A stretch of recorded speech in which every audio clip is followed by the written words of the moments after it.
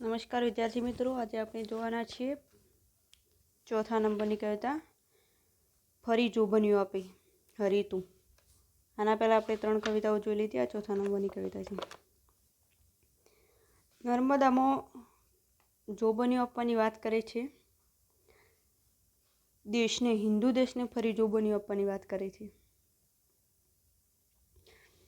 તેમાં તેમની બધી કવિતાઓમાં રાષ્ટ્રીયતાનો ઉદ્ગાર જોવા મળે છે. આમાં પણ આગળના 2 કાવ્યો ગુજરાત વિશે વાત કરેલી છે, આમાં ઉલ્લેખનીય વાત કરેલી છે.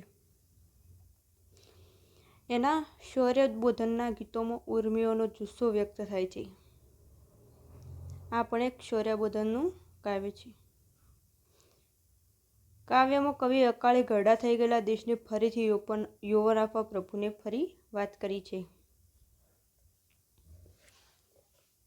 એટલે કે હિન્દુ દેશે એનું જોબન ખોઈ દીધું છે, તે ફરી આપવા કવિ અહીં વાત કરે છે. હિન્દુ દેશે પોતાનું સુખ સમૃદ્ધિ ગુમાવી બેઠો છે, તેની ફરીથી સ્થાપના કરવા આ દેશનું જોબન્યું પાછું માગે છે કવિ. અંધશ્રદ્ધાઓ, વહેમો, કુસંપો આ બધાથી હિન્દુ દેશ પોતાનું જોબન્યું અકાળે ખોઈ બેઠો છે ને અકાળે વૃદ્ધાવસ્થા તેને પ્રાપ્ત થઈ છે.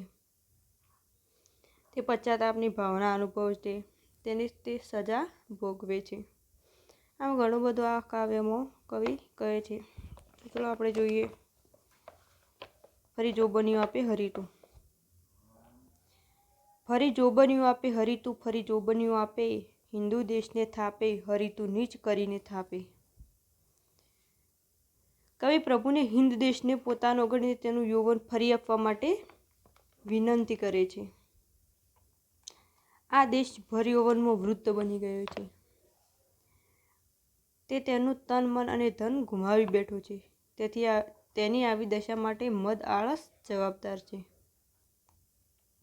કવિ આ નિર્જીવ વસ્તુને સજીવમાં આરોપણ કરે છે. ભર જોબનમાં બન્યો વૃદ્ધ તે તારે યોગ્ય સરાપે, તન મન ધન તે ગુમાવી બેઠો મદ આળસને પાયે. તે કહે છે કે અકાળે વૃદ્ધ બનેલો દેશ વિલા મોઢે રઝળે છે અને ટટળે છે. જે ત્રિવિધ તાપે રીબાય છે. વહેમી અને કાયર જેવી એની સાપ થઈ ગઈ છે. યશ આલાપ કરતો એ રડે છે અને હવે એને પૂરતી સજા થઈ કહેવાય. હિન્દ દેશે ઘણી બધી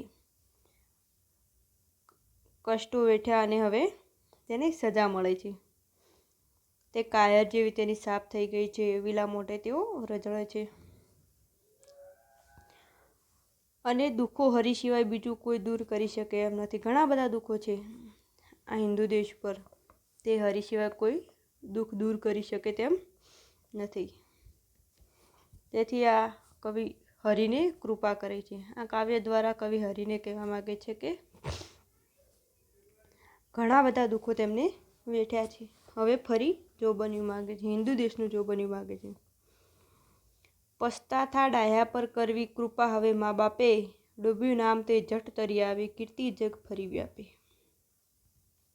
તે કહે છે કે જો ડાહ્યો માણસ પસ્તાવો કરતો હોય તો તેના મા બાપે એના પર કૃપા કરવી જોઈએ. એટલે અહીંયા હિન્દુ દેશને ઉલ્લેખીને વાત કરી છે, કોઈ માણસને ઉલ્લેખીને કવિએ વાત કરી નથી. જે નામ ડૂબી ગયું છે તરત જ તરી આવે અને કીર્તિ આખા જગનું ફરીથી વ્યાપી. જેમ પહેલાં ભારત દેશનું નામ આખા જગતમાં હતું, તેમ ફરી પણ આ જોબન્યું આપે તો આ ફરી નામ આખા જગમાં વ્યાપી જાય, એવું કવિ સમજાવે છે. હિન્દુ દેશ માનીતો તારો, પ્રથમ થકી અમાપે, ભણી ગણી શૂર થઈ તે લે જસ નર્મદ બ્રહ્મોત પ્રતાપે. હિન્દુ દેશ પ્રભુનો માનીતો દેશ છે. વર્ષોથી એ પ્રભુનો અમાપ માનીતો રહ્યો છે. તે દેશ ભણી ભણીને શૂર થઈને બ્રહ્મ પ્રતાપે કીર્તિ પ્રાપ્ત કરશે, એવું કવિને અહીં અનુભવાય છે.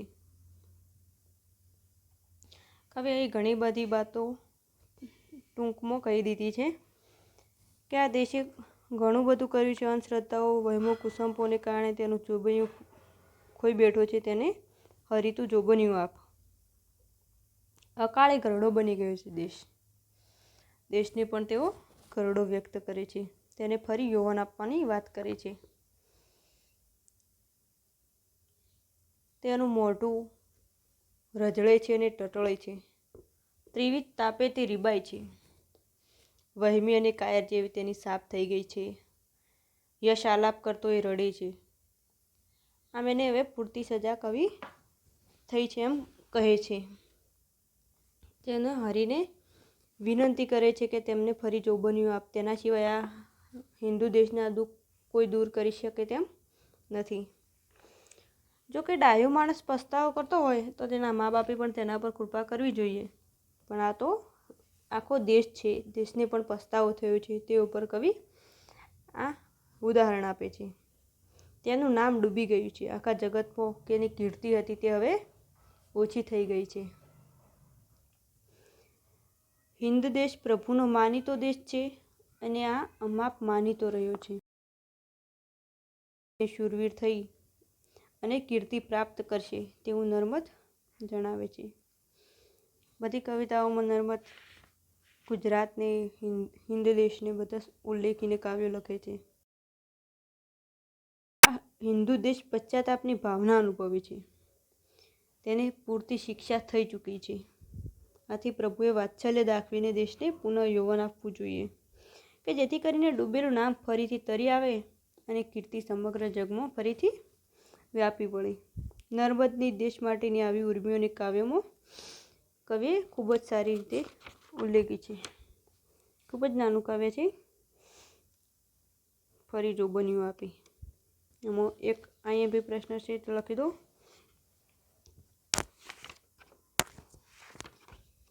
કવિ ફરી જોબનિયું આપવાની વાત કરે છે શા માટે?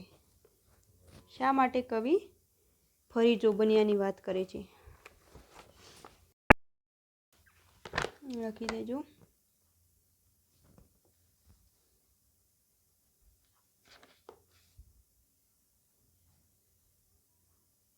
ફરી જોબનિયું આપે. કાવ્યમાં કવિ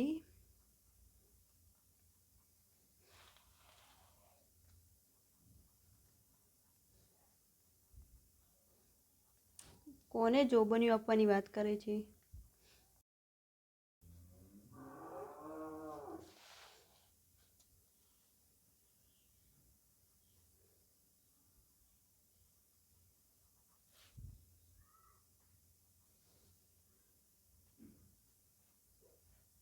શા માટે?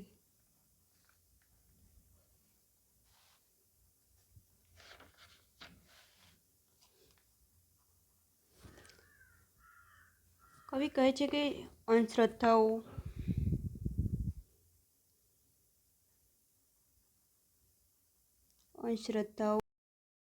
વહેમો, કુસંપો,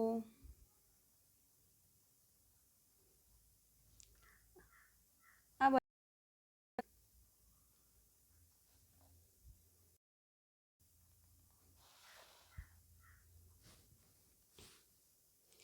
દેશ પોતાનું જોબનિયું ખોઈ બેઠો છે. દેશ પોતાનું જોબનિયું ખોઈ બેઠો છે.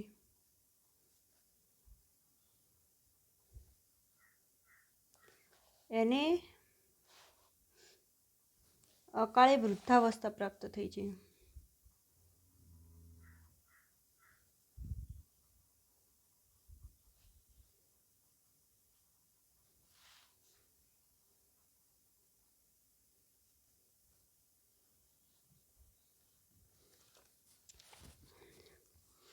પરંતુ હવે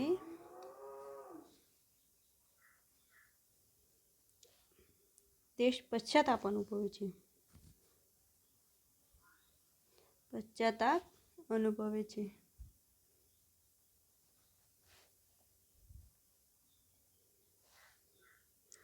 તેની પૂરતી સજા થઈ ચૂકી છે.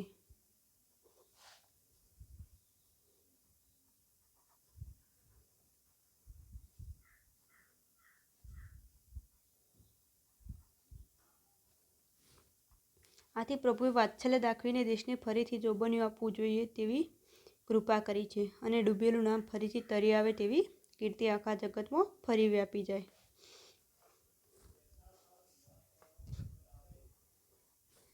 આથી પ્રભુએ વાત્સલ્ય દાખવીને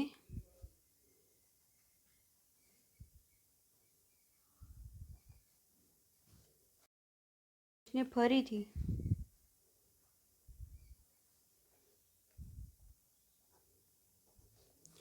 જોબન્યું આપવું જોઈએ.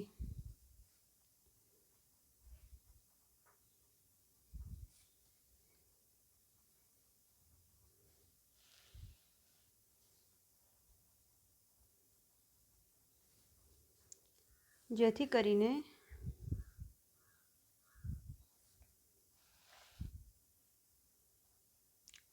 ડૂબેલું નામ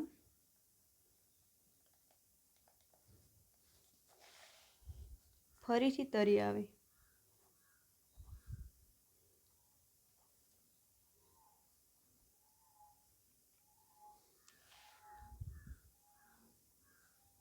અને તેની કીર્તિ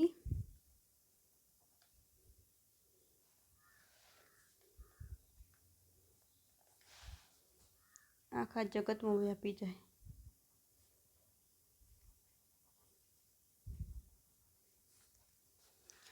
આમ કવિએ સુંદર મજાની વાત કરી છે ફરી જોબન્યું આવે કાવ્યમાં.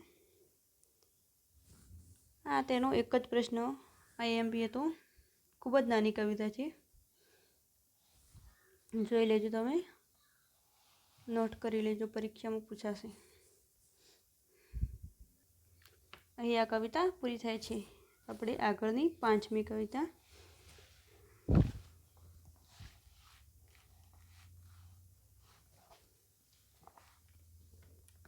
ડગલું ભર્યું કે ના હટવું.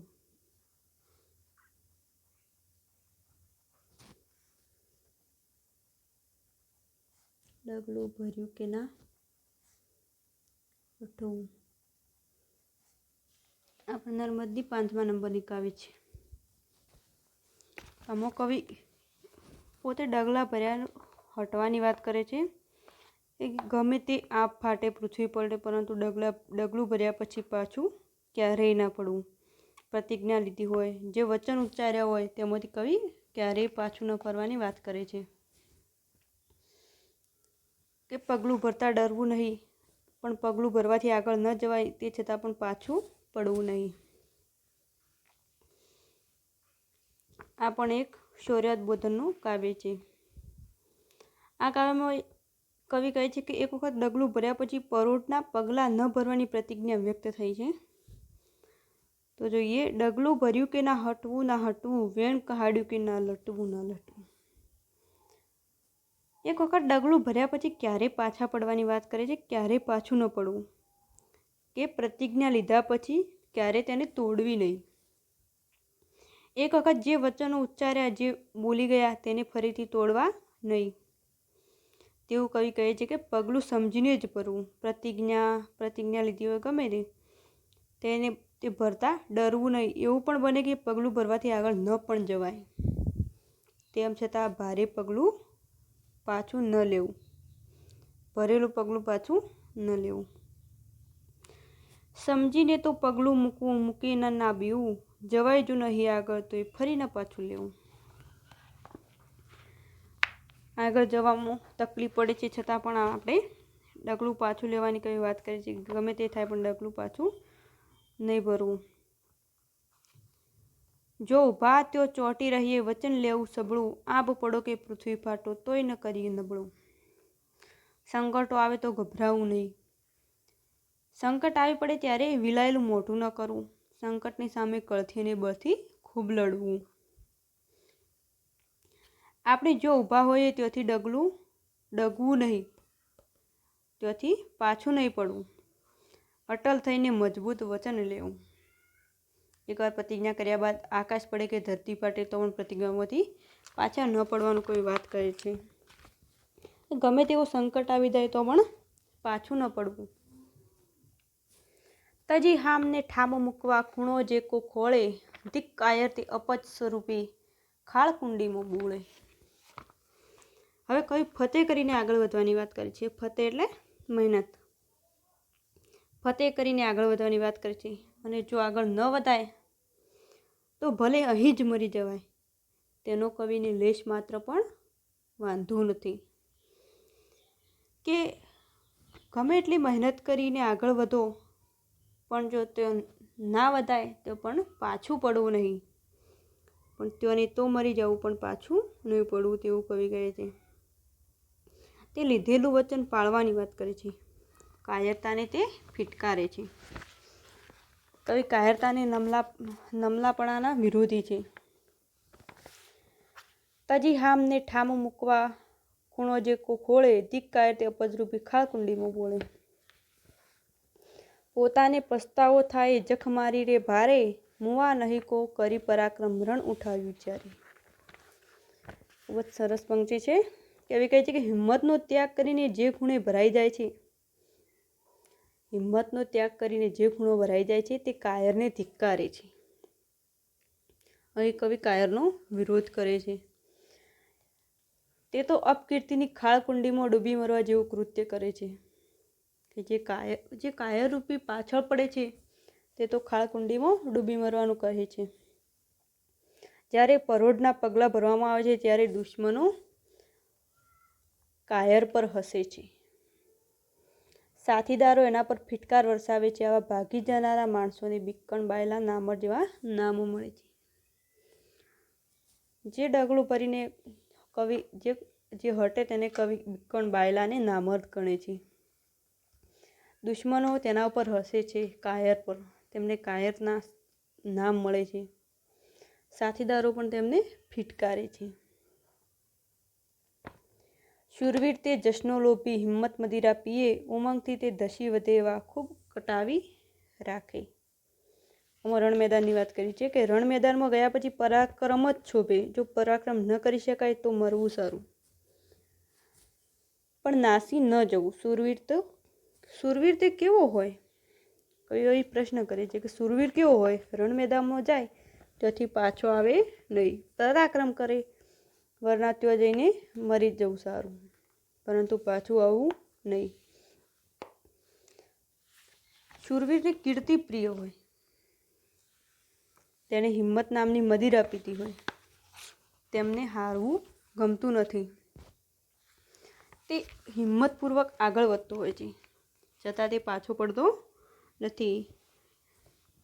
જે ત્યાંથી પાછો આવે છે તેને કવિ બિક્કણ બાયલાને કાયર કહે છે. કે રણ મેદાનમાં જઈને કદી પાછું આવવું નહીં.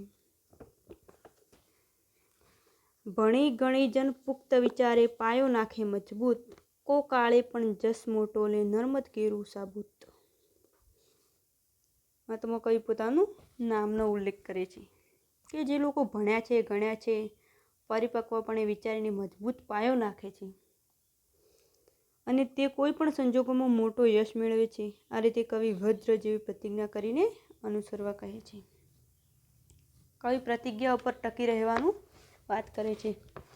કોઈ પણ ફેસલો લીધો હોય, કોઈ પણ પ્રતિજ્ઞા લીધી હોય, તેના ઉપરથી કવિ હટવાની વાત કરે છે કે કદી આપ ફાટે પૃથ્વી પલટે પણ કદી હટવું નહીં. પાનો ચડાવવા કડકેથી જેમ શૂરવીરો ઉદ્બોધન કરે છે. સમાજને અનિષ્ટો સામે ને પરદેશ શાસન સામે માથું ઉંચકવા પ્રેરે છે. કવિ આ સમાજને, આ સમગ્ર દુનિયાને એક સંદેશ આપવા માગે છે કે ડગલું ભર્યું કે ના હટવું. એટલે જે પણ કામમાં ડગલું ભર્યું હોય ત્યાંથી હટવું નહીં. ભલે ત્યાં જ મરી જવાય, પણ તેનો પણ કવિને લેશ માત્ર પણ વાંધો નથી, પરંતુ પાછું પડવું નહીં. જે ડગલું ભરીએ તે બરોબર વિચારી અને સમજીને ભરવું, પરંતુ ભર્યા પછી ક્યારેય પાછું ન લેવું. અમુક લોકો પ્રતિજ્ઞા પછી હિંમત હારી જાય છે, રણ મેદાનમાંથી ભાગી જાય છે.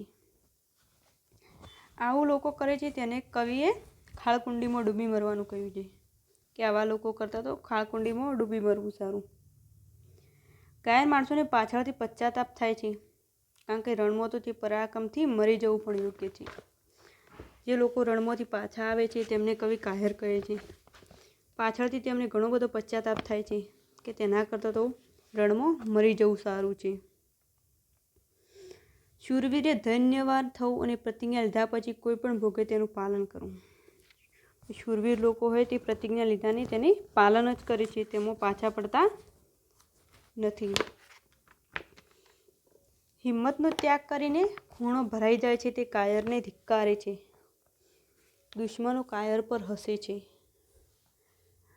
આમ કવિએ ઘણી બધી વાત કરી છે કે ડગલું ભર્યું તેના પરથી હટવું જોઈએ નહીં. ગમે તે ફેસલો કર્યો હોય, વેણ કાઢ્યું હોય, પ્રતિજ્ઞા લીધી હોય, ભલે રણ મેદાન ગયો ત્યાંથી પાછું ફરવું નહીં. જે પણ કરીએ તે સમજી વિચારીને કરવું, કર્યા પછી પાછું ન પડવું. એ શૂરવીરની પણ વાત કરે છે કે શૂરવીરને ઉમંગથી લડવું પરંતુ પાછું આવવું નહીં. હિંમત તે મદિરા પીએ. જેમ મદિરા પીએ છે તેમ હિંમત તે પી જાય છે. તેનામાં હિંમત આવી જાય, એક જુસ્સો આવી જાય છે શૂરવીરના અંદર. રણ મેદાનમાં ઉતરતા તેનામાં એક પરાક્રમનું, તેનામાં હિંમતનું મદિરા પી લે છે. તેને પરાક્રમ જ છૂપે. આમ કવિએ અહીં વાત કરી છે.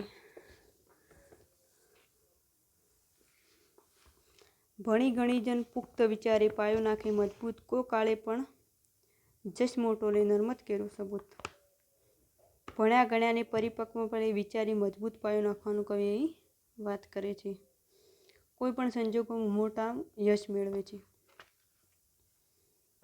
તેવું કવિ અહીં કહે છે. ખૂબ જ નાની કવિતા છે આ પણ. 5મી કવિતા અહીં પૂરી થાય છે. ડગલું ભર્યું કે ના હતું. 14 કવિતાઓ છે, તેમાં 5 પૂરી થાય છે.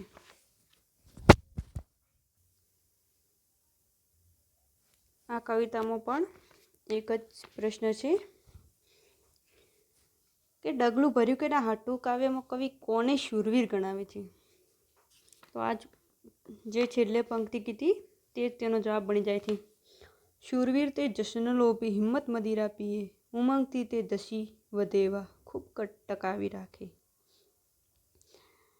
એક વ્યક્તિએ શૂરવીર ગણાવે છે કે જેને કીર્તિ પ્રિય હોય, જેણે હિંમત નામની મદિરા પીધી હોય, જે રણ મેદાનમાં ખૂબ જ ઉમંગથી આગળ વધે છે અથવા ટકી રહે છે, તેવા લોકોને કવિ શૂરવીર ગણે છે.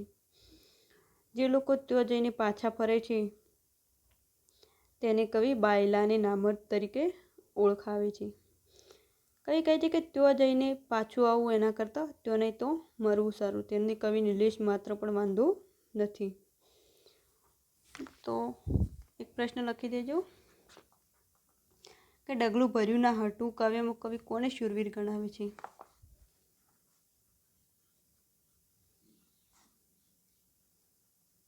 ડગલું ભર્યું કે ના હાટું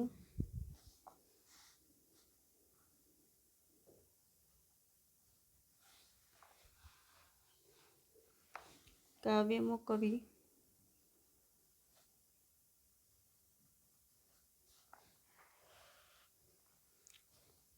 કોને શૂરવીર ગણે છે.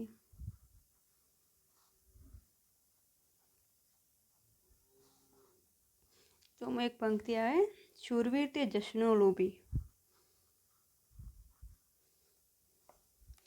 શૂરવીર તે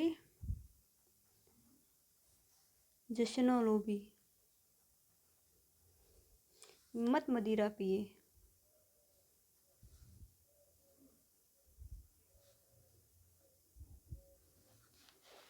હિંમત મદિરા પીએ, ઉમંગથી તે દસી વધેવા.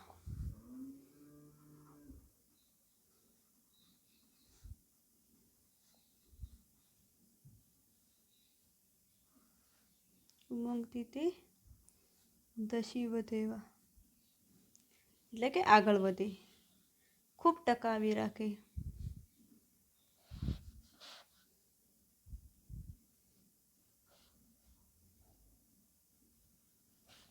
ખૂબ ટકાવી રાખે એટલે કે આ કાવ્યમાં કવિ વ્યક્તિને શૂરવીર ગણાવે છે જેને કીર્તિ પ્રિય હોય. કવિ કહે છે કે જેને કીર્તિ પ્રિય છે,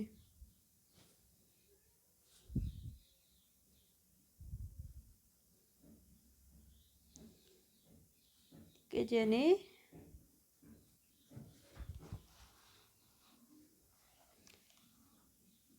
હિંમત નામની મદિરા પીધી હોય,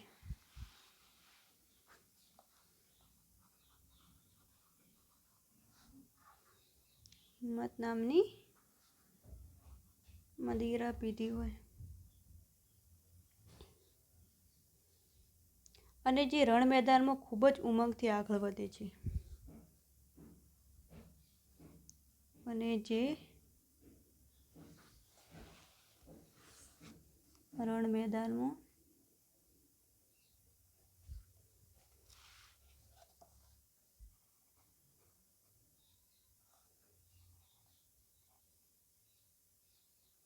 ખૂબ જ ઉમંગથી આગળ વધે છે અથવા ટકી રહે છે.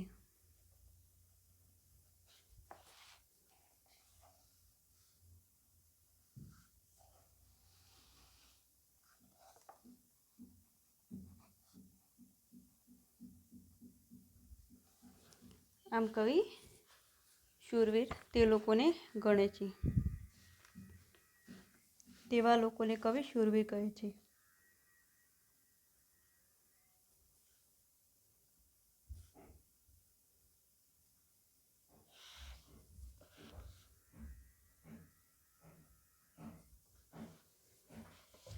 આમાં બસ એક જ પ્રશ્ન હતો કે ડગલું ભર્યું કે ના હતું કાવ્યમાં કવિ કોને શૂરવીર ગણે છે?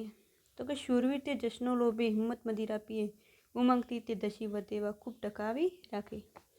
કવિ કહે છે કે જેની કીર્તિ પ્રિય છે, જેની હિંમત નામની મદિરા પીધી હોય અને જે રણ મેદાનમાં ખૂબ જ ઉમંગથી આગળ વધે છે અથવા ટકી રહે છે, તેવા લોકોને કવિ શૂરવીર ગણે છે. ફરી એકવાર કવિતા જોઈ લઈએ. જે લોકોને સમજણ ના પડી હોય જોઈ લેજો. કે ડગલું ભર્યું કે ના હટવું, વેણ કહાડ્યું કે ના લટવું. એક વખત ડગલું ભર્યા પછી ક્યારેય કવિ પાછા પડવાનું ના પાડે છે, કે પ્રતિજ્ઞા કર્યા પછી તેને કદી પણ તોડવાની ના પાડે છે.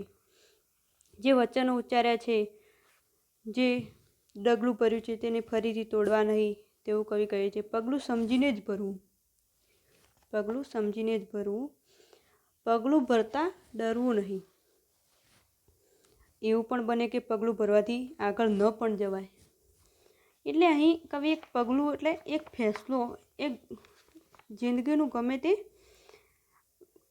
તે જગ્યાએ આગળ વધવાની વાત કરે છે. એક ડગલાની વાત કવિ નથી કરતા, પરંતુ ગમે તે જગ્યાએ આગળ વધવાની વાત કરે છે.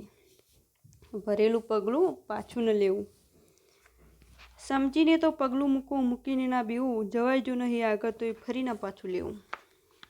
સંકટો આવે તો ગભરાવું નહીં, સંકટ આવી પડે ત્યારે વિલાયેલું મોઢું કરીને પાછું પડવું નહીં અને તેની સામે કળથી અને બળથી લડવું જોઈએ. આપણે જો ઊભા હોઈએ ત્યાંથી ડગવું નહીં.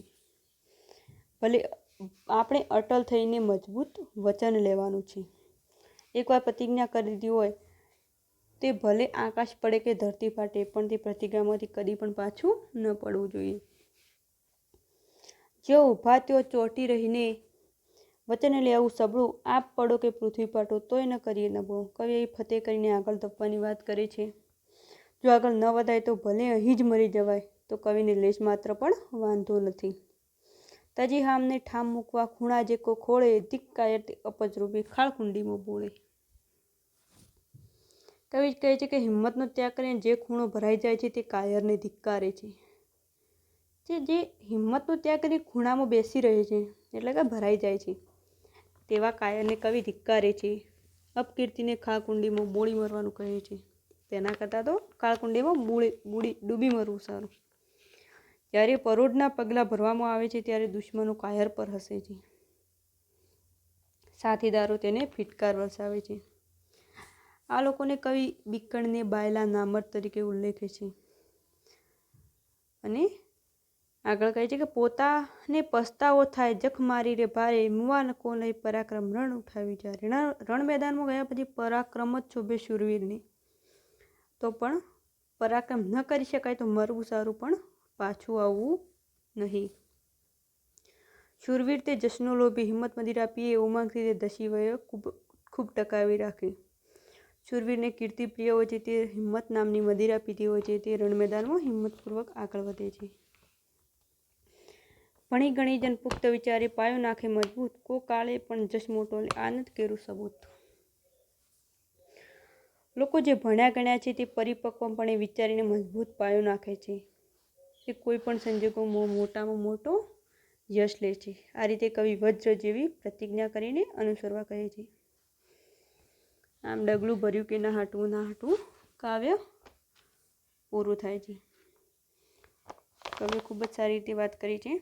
5 કવિતાઓ અહીં પૂરી થાય છે.